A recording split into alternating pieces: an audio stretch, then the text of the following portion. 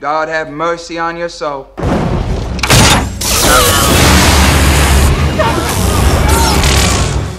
Jika ada penjara yang paling angker, penjara ini mungkin menempati urutan pertama. Karena di penjara inilah narapidana kelas berat dieksekusi mati. Dan mengingat film ini berlatar di tahun 1935, cara eksekusinya pun sangat brutal dan menyakitkan.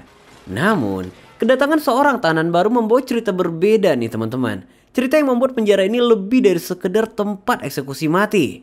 Well, ini adalah sebuah film yang berjudul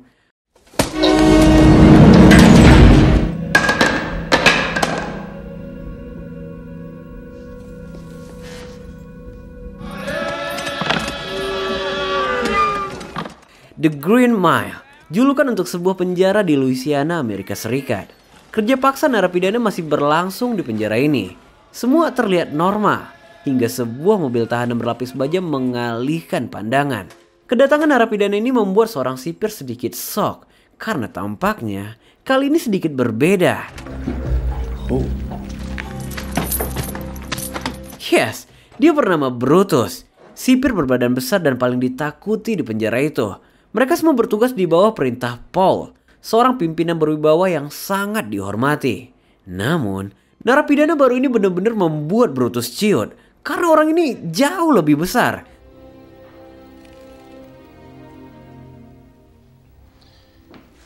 Move your ass. Let's go.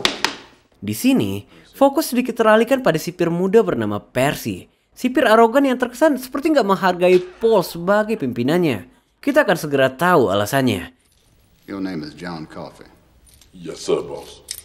Yes, pria raksasa ini bernama John Coffey. Tak seperti penampilannya, pria raksasa ini berbicara sangat lembut nih teman-teman. Dia bahkan meminta Paul untuk gak mematikan lampu saat jam tidur. Karena dia mengaku takut akan kegelapan. Perawakan dan sikap yang bertolak belakang ini benar-benar menimbulkan banyak pertanyaan. Ditambah lagi, John sempat mengucapkan kata-kata aneh sebelum dia ditinggalkan. I couldn't help it, boss. Rasa penasaran ini membuat Paul segera menelusuri kasus yang mendakwa tahanan itu. Berdasarkan catatan yang dia baca, kasus John dimulai dari hilangnya 2 gadis mungil. Seluruh penduduk desa berpatroli untuk memecahkan misteri ini. Hingga akhirnya mereka menemukan John bersama kedua gadis yang telah tak bernyawa. John terus berteriak menangis, kemudian mengucapkan kalimat yang sama dengan yang kita dengar sebelumnya. I couldn't help it. I interrupt. Bertepatan dengan momen ini, Paul dihampiri oleh kepala lapas. Dia bernama Hal Morse. Sedikit obrolan tentang keluarga sebelum Hal mengatakan maksud kedatangannya. Percy. Yes, ini adalah tentang Percy. Ternyata, anak itu adalah keponakan gubernur. Dia melaporkan sikap Paul pada pamannya. Nepotisme inilah alasan mengapa Percy berani bersikap bosi. Stick with it, Paul. May not be much longer. Bagaimanapun, Paul diminta untuk mengalah sementara waktu. Dalam waktu singkat, lamaran Percy untuk bekerja di salah satu rumah sakit jiwa akan segera diterima. Tentu ini sangat janggal. Dengan koneksinya yang begitu kuat, sipir muda itu dapat dengan mudah menjadi pegawai sipil. Disinilah Paul menarik satu kesimpulan. I think he just wants to see one cook up close.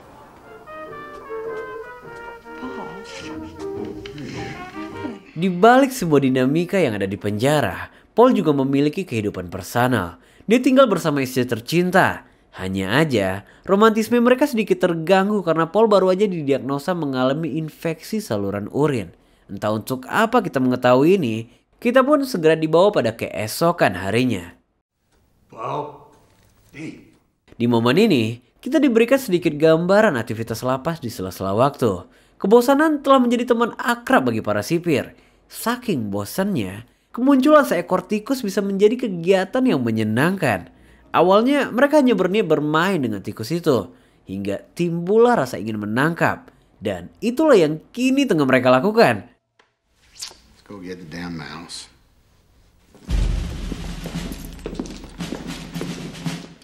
Tapi siapa sangka, menangkap tikus penjara ternyata gak semudah itu. Di keesokan harinya, tikus yang sama kembali muncul. Kali ini, Percy yang dibuat terpancing. Bedanya, Percy benar-benar dibuat menggila oleh tikus itu.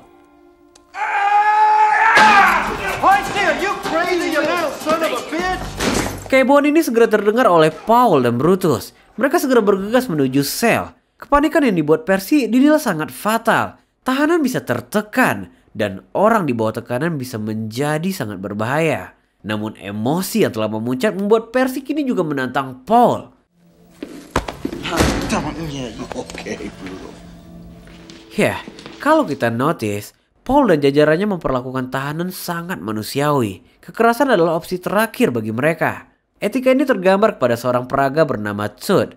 Sehari sebelum jadwal eksekusi seorang tahanan, Paul melakukan beberapa kali pelatihan. Karena dia nggak ingin ada kesalahan. Intinya, seburuk apapun narapidana, mereka berhak dieksekusi dengan cara paling terhormat. Dan sampailah pada giliran seorang napi bernama Arlen. Rambut belakangnya dicukur. Ini digunakan agar spons basah berstruman tinggi dapat mengeksekusinya dengan sempurna. Sehingga narapidana nggak merasakan sakit luar biasa sebelum menemui ajalnya.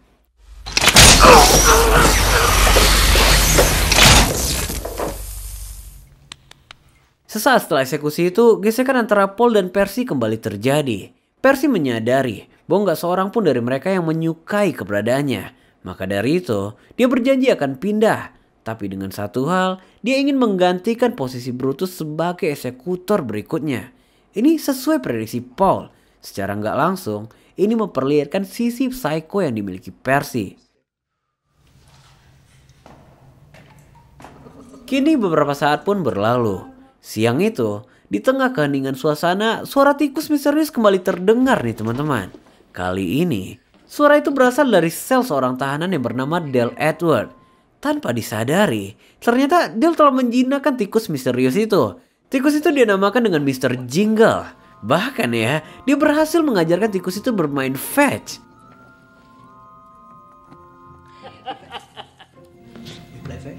We play fetch again. Don't hide him.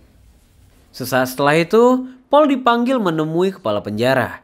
Paul diberitahu tentang kedatangan seorang tahanan baru. Ini nggak seperti biasanya, karena Paul diminta untuk berhati-hati. Paul yang udah tiap hari menangani bermacam napi kelas berat tentunya tersenyum mendengar ini. Selain berita ini, Hal juga kembali menceritakan perihal istrinya. Ini seketika membuatnya sedih, karena dokter di Vicksburg menemukan tumor ganas sebesar lemon yang nggak bisa disembuhkan. She's going to die. Hingga malam harinya, Paul terus terfikir tentang hal ini, yang sedikit membuatnya lupa bahwa dia juga memiliki infeksi saluran kencing. Penyakit ini lebih menyakitkan daripada yang terdengar, yang akhirnya membuat Paul menuruti kemauan istrinya untuk kembali menemui dokter. William Wharton? Hey! Di keesokan harinya, jajaran sipir yang dipimpin Brutus datang menjemput William Wharton. Gak seperti yang dikatakan kepala penjara, pria ini lebih terlihat bodoh daripada berbahaya. Dan bertepatan dengan datangnya Brutus ke Blok E, John Coffey tiba-tiba memanggil Paul untuk mendekatinya. Entah untuk apa, namun Paul menolak permintaan itu.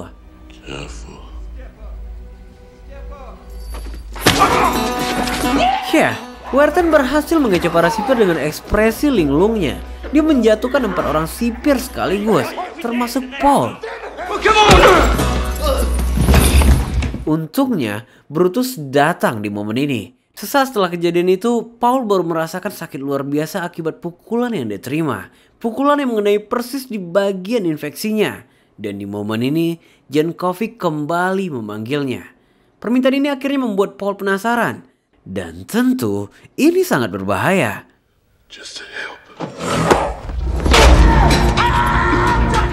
Ya, ini membuat kepanikan yang luar biasa di ruang tahanan. Tapi entah apa yang terjadi, lampu menjadi sangat terang hingga bolanya pecah. Entahlah, entah apa yang telah terjadi. Yang pasti, John terlihat sangat kesakitan setelah itu. Dan tiba-tiba...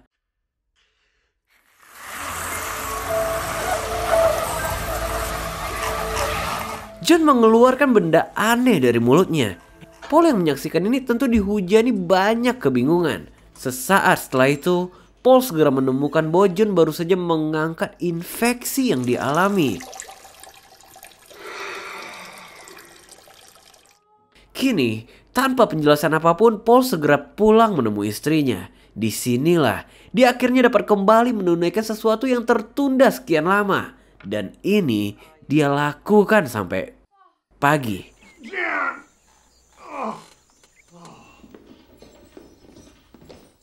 Singkat cerita, sampailah pada keesokan harinya. Para sipir mendatangi sel tahanan Dale. Mereka membawa kabar bahwa Mr. Jingle telah dikenal luas di luar sana. Maka dari itu, beberapa orang penting datang untuk melihat pertunjukan Dale secara langsung. Tapi tampaknya, semua ini hanyalah trik Paul dan Brutus untuk menyenangkan Dale. Karena di hari itu, praeksekusi Dale Edward akan segera dilakukan. God have mercy on your soul. Yah, ternyata kesepakatan telah terjadi di belakang layar. Paul akhirnya mengizinkan Percy untuk menggantikan posisi Brutus sebagai eksekutor. Karena ini adalah cara terakhir agar orang ini segera pergi dari lapas. Sesaat setelah itu, Dale pun kembali dan membawa kabar pertunjukannya. Namun seakan mengerti, Dale terlihat gak membuka diri pada Percy. Come on now, I was just having... Yes, Wharton tiba-tiba menarik Percy hingga histeris ketakutan. Seakan balas dendam, Dale balik menertawakannya karena Percy kencing di celana. Jika ada cerita yang paling memalukan di penjara itu, mungkin inilah ceritanya. Dale, I'm going to shut up. Kejadian ini menunjukkan karakter Percy yang sebenarnya. Kemayu, lemah dan manja. Saking dipermalukannya, dia mengancam akan melaporkan mereka semua apabila cerita ini tersebar.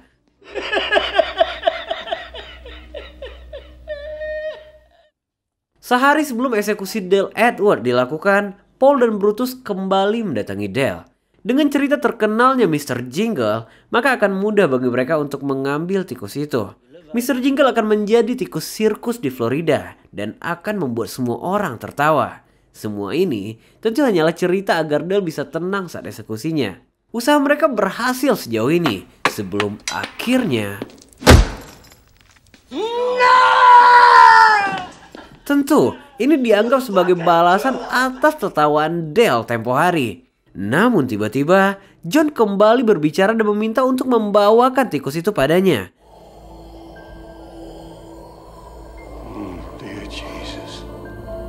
Kebingungan terlihat jelas di wajah para sipir, karena gak ada satupun yang mengenal John selain Paul.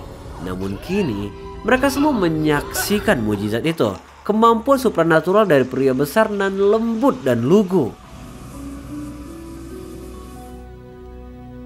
Siap, Mr. Jingle kini telah kembali sembuh. Paul dan Brutal segera menemui Percy. Mereka menertawakannya. Bahkan untuk membunuh seekor tikus, Percy pun gagal. Percy yang gak mempercayai ini segera mendatangi Dale. Dan melihat fakta ini, Percy gak terima. Dia kembali menggertak mereka. Tapi kali ini gak ada basa-basi lagi. Just who the hell you think you are? Ini jelas mengejutkan bagi Percy. Percy mungkin lupa bahwa track recordnya di penjara bisa menjadi alasan apabila Percy tiba-tiba menghilang. Kali ini pria kemayu itu benar-benar dibuat ketakutan. Correct.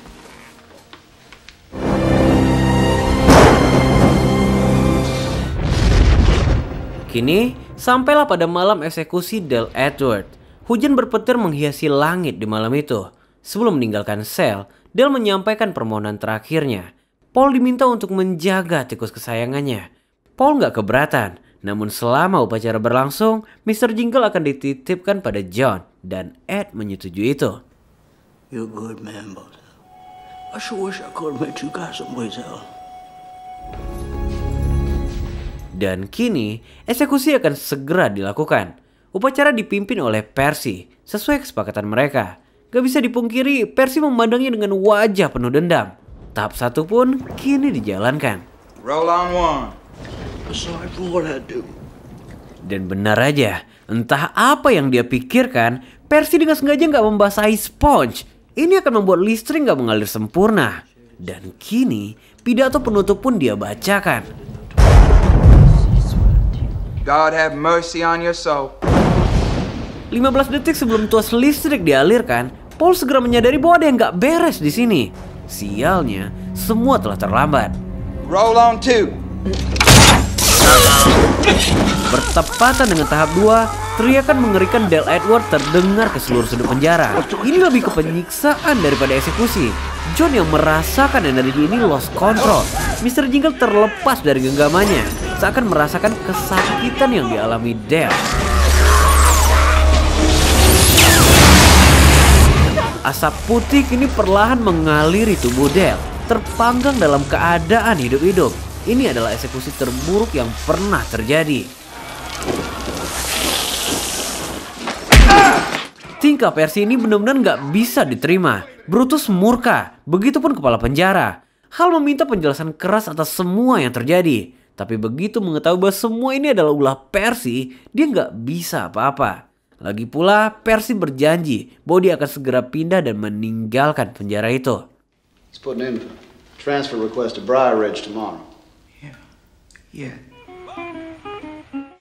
Persis di keesokan harinya, Paul mengundang semua rekannya untuk makan siang di rumahnya. Tujuan dari undangan ini sedikit off track, karena Paul berniat mempertemukan John dengan Melinda. Rencana ini tentu mengejutkan. Selain ini akan mengakhiri karir mereka, kepala penjara juga nggak akan setuju. Pun nggak ada kepastian akan kesembuhan Melinda. That's more just our jobs, Paul.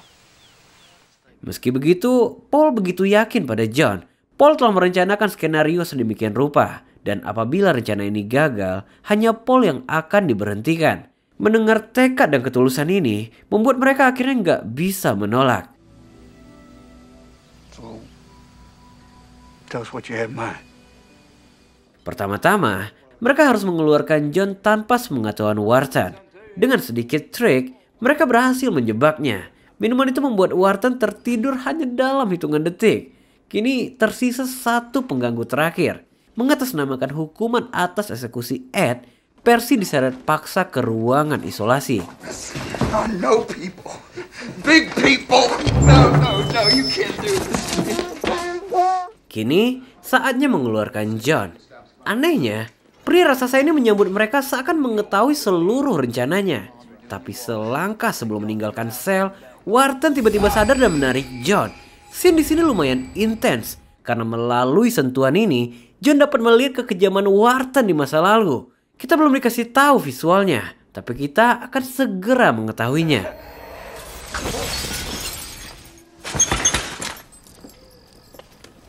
Secara diam-diam, John kini dikeluarkan melalui pintu belakang.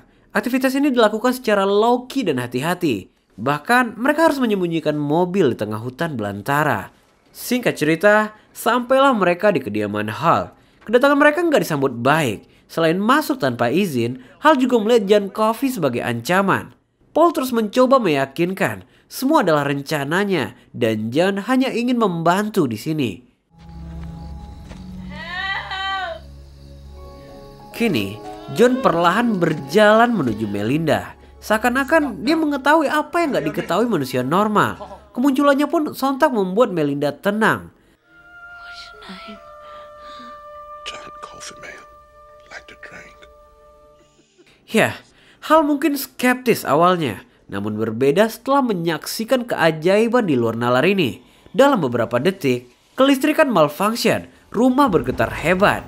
Beruntungnya, John berhasil menarik penyakit itu.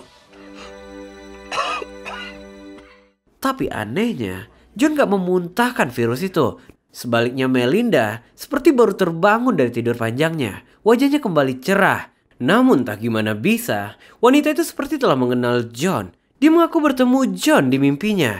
Ribuan kata untuk John seperti mengalir di pikirannya. Namun tak bisa dia utarakan. What's your name? John Coffey, ma'am. Like the drink? Singkat cerita, John telah kembali sampai di penjara dengan keadaan yang sangat lemah. Di balik semua itu, rencana mereka berhasil. Dan kini, Percy harus dikeluarkan. Right now, I want out now! Think it over, Percy. Dendam dan kemarahan tergambar jelas di wajah pria kemayu itu. Selangkah sebelum meninggalkan penjara, John tiba-tiba menarik Percy secara agresif. Dan apa yang dilakukan John? Virus ini seketika membuat Percy kehilangan pikirannya. Dan momen ini bertepatan dengan sadarnya Wharton. Refleks pertama pria tantrum ini tentu meledek Percy. Namun yang terjadi... What you looking at, you lamp noodle?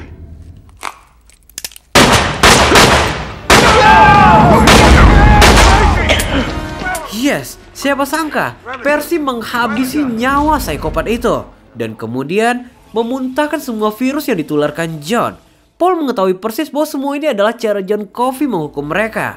Tapi yang jadi pertanyaan, kenapa harus Wharton? Take my hand, boss. No. Disinilah akhirnya John membuka semuanya. Dia memberikan sedikit kekuatannya. Paul diberikan visual tentang yang sebenarnya terjadi. Wharton telah membunuh dan memperkosa 2 gadis mungil tak berdosa, yang dimana adalah anak majikannya sendiri. Orang ini adalah gambaran dari psikopat dan pedofil. Dan akibat kejahatannya, John Coffey harus menanggung semua hukuman itu.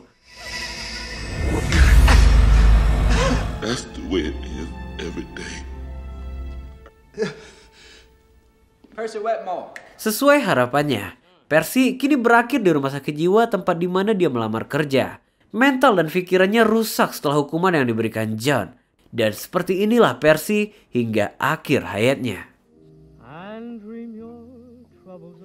Beberapa hari pun kini berlalu. Paul terus terbelenggu rasa bersalah. Dia nggak mungkin mengeksekusi seseorang tak bersalah. Istrinya menyarankan untuk membicarakan ini pada Hal. Tapi percuma, jabatan Hal nggak akan mampu membatalkan putusan pengadilan. Talk to him. Find out what he wants. Sesuai permintaan istrinya, Paul mendatangi John di keesokan harinya. Paul berniat membawa John kabur dari penjara. Hanya itu pilihan terakhir agar John terhindar dari eksekusi. Tapi bagi John, itu adalah keputusan konyol. John mampu membaca pikiran Paul. Pengadilan Tuhan, sumpah dan neraka adalah ketakutan terbesarnya. Tapi John meyakinkan eksekusi ini adalah keinginannya dan dia ingin diselesaikan. I'm tired, boss. Ya, yang sedikit kita lupakan, John memiliki kemampuan untuk melihat dan merekam semua kejahatan di sekitarnya. Ingatan itu sangat menyiksa dan datang di setiap waktu. Itulah alasan mengapa dia ingin mengakhiri semua ini. I'm in heaven, and I seem to find the happiness I see. Dan singkat cerita, sampailah kita pada hari eksekusi. Pertama kalinya sipir terlihat begitu terpukul menjemput seorang tahanan. Jika sebelumnya sipir yang menenangkan tahanan, kali ini berbeda. Sepanjang jalan, John tak henti bercerita. Dia mengaku memimpikan rumah tikus sesuai yang dijanjikan Paul. Mr. Jingle berada di sana. Dia membuat semua orang tersenyum. Cerita ini tentu semakin menambah kesedihan suasana. Kill him twice, you boys. Bagaimanapun, upacara harus tetap berjalan seformal mungkin. Mereka harus merelakan, karena ini adalah permintaan John Coffey. Membacakan pidato untuk mengeksekusi orang tak bersalah, tekanan yang dirasakan Paul nggak main-main besarnya. I'm sorry for what I am.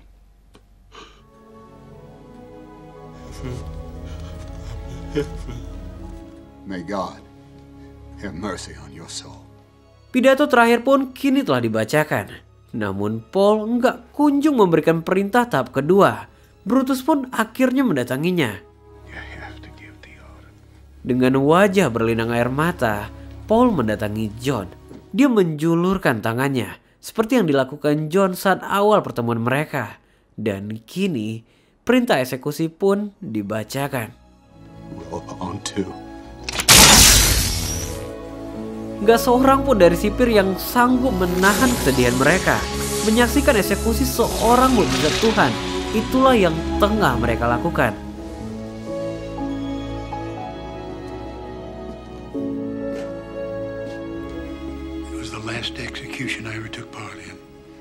Dan tanpa kita sadari, semua ini adalah cerita yang tengah diceritakan Paul tua.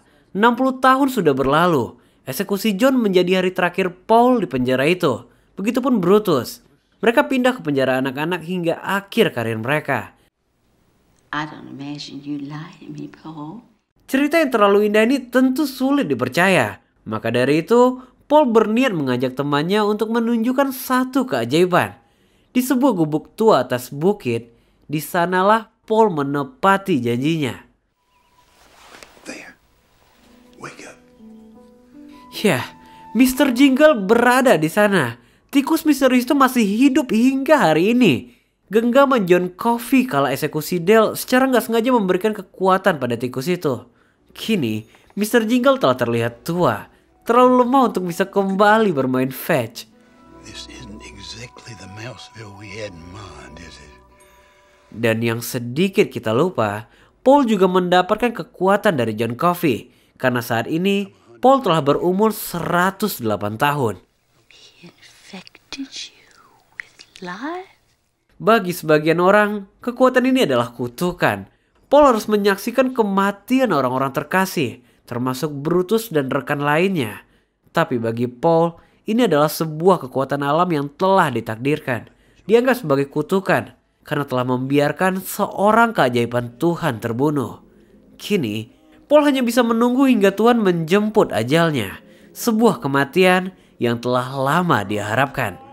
If he could make a mouse live so long, how much longer do I have? Well, itu adalah akhir dari film The Green Mile. Buat teman-teman yang menikmati video ini, jangan lupa share ke teman-teman lainnya. Well, gua Rev dan kita akan ketemu lagi di video selanjutnya. Bye-bye.